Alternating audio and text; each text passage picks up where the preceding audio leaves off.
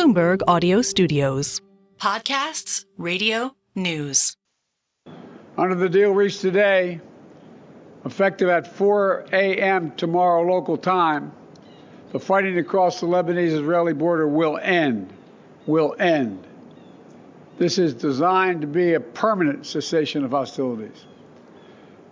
What is left of Hezbollah and other terrorist organizations will not be allowed. President Biden there in the Rose Garden at the White House saying that Israel and Hezbollah have agreed to a ceasefire deal, giving his remarks on the Middle East conflict. He says the ceasefire deal will last for 60 days. He also went on to say that the people of Gaza also deserve a ceasefire deal. And he says the only way out for Hamas is to release those hostages that have been held in captivity. So a big day. And we certainly heard earlier in the day from Prime Minister Benjamin Netanyahu, who said he would bring the proposed ceasefire to a vote by his security cabinet. Yeah, that ceasefire, the Lebanon ceasefire, begins at 4 a.m. local time. For more, let's go to Bloomberg News U.S. National Security Team leader Nick Wadhams, who's standing by in Washington, D.C.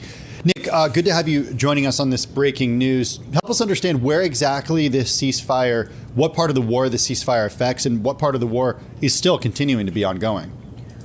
So there are essentially two fronts to this war. There's Israel's battle with Hamas in the Gaza Strip, and then resulting from that, after the attack by Hamas on October 7th that provoked the Israeli campaign in the Gaza Strip, you've seen increasingly intense fire between Hezbollah and Israel. And in recent weeks, that essentially turned into a full-blown war where you had Hezbollah launching missiles from Lebanon into Israel, and you also had Israel widening the scope of a pretty devastating campaign against Hezbollah in Lebanon, taking out many of its top leaders and also striking targets in the heart of Beirut, essentially, turning that city essentially into a war zone. So that was where the Biden administration and others, such as France, which was also a sort of handmaiden to this deal, found the prospect for an agreement, and that's really where they focus. So what you see today is the Biden administration getting that pause. Hopefully, they say it'll be much longer than a pause. It'll be a permanent ceasefire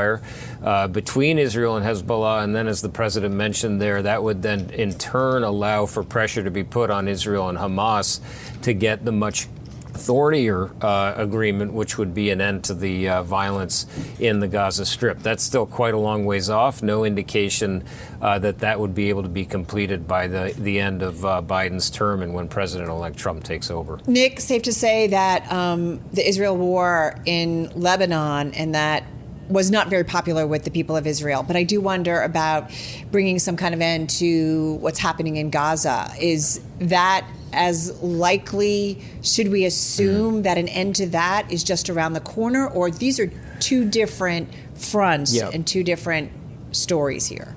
Yeah, I mean, that's we've had a lot of false hopes over the months since October 7th, 2023, when Hamas launched that attack on Israel, that we would see something. There had been a very brief ceasefire at one point. But, you know, the intractable problem there is that Israel says it will not stop the fight in Gaza until Hamas no longer exists as a fighting force. Hamas, meanwhile, says even though it's in a vastly degraded state, it says it will not end the fighting until Israel withdraws from the Gaza Strip. I mean, those are two fundamentally oppositional goals, and so far the two sides have found no way to be able to reconcile them. You also obviously have the fate of the Israeli hostages. There's a dwindling number of those hostages, but there are many still believed to be alive in Gaza. Israel wants them back. Hamas does not want to give them up because then it has no leverage, essentially, against Israel. So a much thornier, much more intractable conflict. And it looks like, with the Biden administration having less than 2 months in office, that's going to be a very, very big hill to climb for them to be able to wrap that up. So that's exactly where I wanted to end, Nick, is the idea of the incoming administration versus the Biden administration. So what the Trump administration has said about the wars happening right now versus what the Biden administration has said and tried to do, and even today's development, how does that change when President-elect Trump takes office on January 20th? Well, that's the question that is really front and center for everyone, because President-elect Trump has essentially given some pretty conflicting remarks on that, saying on the one hand he believes that Israel should be allowed to finish the job, so that to many people suggests step up its campaign in the Gaza Strip against Hamas. He's also said, though, that he wants it to be wrapped up as quickly as possible. So you could see a situation where Trump essentially puts more pressure on Prime Minister Benjamin Netanyahu, gives him a free rein to do more of what he wants, but less time to do it.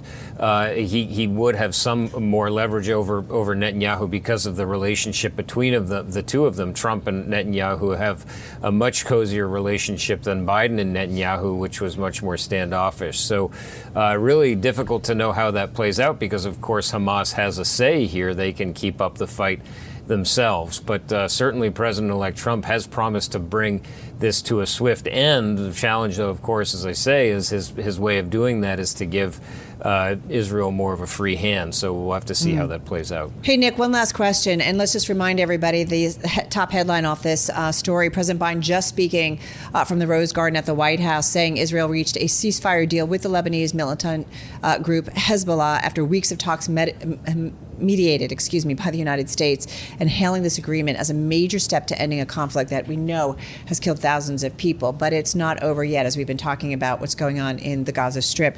I am curious, Nick, the timing of this. I'm assuming President-elect Donald Trump is getting security briefs. Are we assuming that there's some conversations going on between the president-elect and the current president? Maybe there was when they met at the White House after Donald Trump was reelected. So I'm just curious what you are hearing behind the scenes when it comes to what's going on, bigger picture. Sure. I mean, we know that the incoming Trump administration, the Trump transition team, has been getting briefings. However, we do have one government at a time, and it is actually illegal for non-government Americans to conduct foreign policy ostensibly on the government's behalf or as a sort of government in waiting. That's not really something Trump can do. However, what we do know is, we don't know the extent of any conversations between Biden and Trump. I'd suspect they'd be quite limited. We do know there have been several conversations between Trump and Prime Minister Netanyahu, and that's obviously the thing we're all trying to crack, what exactly they're saying to each other. What we've heard from the Trump administration is it is not very detailed conversations, that they're not really talking deep strategy or anything like that. But, you could imagine a scenario where Trump is going to put pressure on Netanyahu in one way or another, either to wrap things up or who knows. So that's really something that we're trying to crack. We do know those conversations are going on. All right, so appreciate it. Bloomberg News U.S. National Security Team Leader Nick Wadhams right there standing by with us. Galit Altstein is Bloomberg News economy and government reporter. She is joining us on the phone from Tel Aviv. Galit, initial thoughts on this news and what it means for the war in between Israel and, yes, obviously with Hezbollah, but also with Hamas. Yes.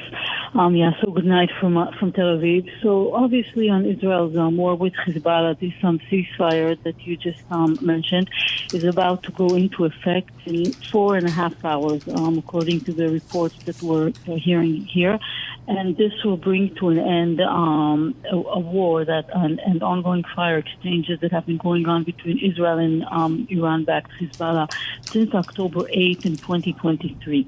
So that will definitely be a big change in the situation that it has been ongoing for over a year.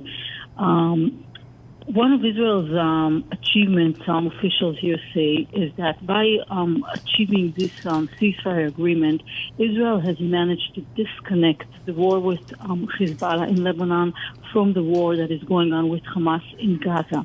Now, this is something that Israel was unable to do for a very long time because Hezbollah leader Hassan Nasrallah, which Israel assassinated in late September, he made a very strong point of saying that the two arenas and the two fronts are connected. And ever since he was taken down by Israel and leadership in Hezbollah changed, Israel has wanted to disconnect between the two arenas, and it has now, from from the Israeli perspective, it has managed to do that. And now Israel is hoping that when Hamas is left on its own, secluded, with Hezbollah already part of a ceasefire deal, it will put more pressure on Hamas to perhaps reach a ceasefire agreement with Israel in Gaza also. Galit, where does Iran fall in all of this? And how does their role change as a result of this ceasefire? So reports we're hearing, for starters, are that Iran did support and back this ceasefire agreement between Hezbollah and Israel. Otherwise, it probably would not have been able to move forward as it has and as it should tomorrow morning. So that's one thing to note about Iran. Now, Iran and Israel have been exchanging fire for several months now. Every few months, Iran has been attacking Israel with ballistic missiles. Israel has retaliated recently in an attack of its own.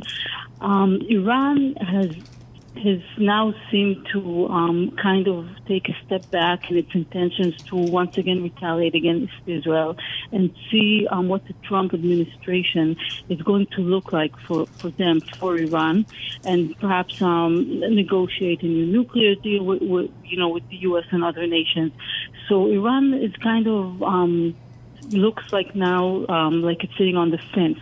It is noteworthy that Benjamin Netanyahu, when he was giving a televised statement this evening, just ahead of the cabinet, of the Israeli cabinet's approval of the ceasefire agreement, he did mention that one of the reasons for Israel to want to achieve a ceasefire with Hezbollah at this time is that it can focus on the Iranian threat. And he said he would not elaborate on what this means, but he was obviously, saying to Iran, right. We're still looking at you, and we're still looking to stop you from becoming a nuclear nation. Galit, just got about 30 seconds here. So is this, you're on the ground there. You understand the pressure. We talked earlier with our Nick Wadhams, who covers national security, certainly here in the United States, but saying that, ending what was going on in Lebanon maybe is not on the same, doesn't necessarily mean we're going to see an end to what's going on with Hamas and Palestinians right now. So I'm wondering, tell us what you can say. Is this a big step forward? Should we assume that we can see an end to the conflict very soon everywhere, or not necessarily? Just quickly. So to sum it up very quickly, with Hamas, maybe. Like I said, if Hamas feels more secluded now and feels that, it's under more pressure, maybe this can advance a ceasefire deal between Israel and Hamas. Iran is a different story now that Hezbollah is weakened after the war with Israel. They are more exposed to perhaps an attack against its energy and nuclear facilities. I'm not saying that this is on the table here and now, but this is definitely something that Netanyahu has been hinting at, and it still remains to be seen whether the direct exchanges between Iran and Israel that we've seen over the past month are over at this point, at least until the Trump inauguration, or we'll see more of those exchanges coming. We do know it's late, and we appreciate you giving us an update on the situation, certainly since you're there on the ground. Galit, thank you so much. Galit Altstein, Bloomberg News economy and government report on the phone with us from Tel Aviv.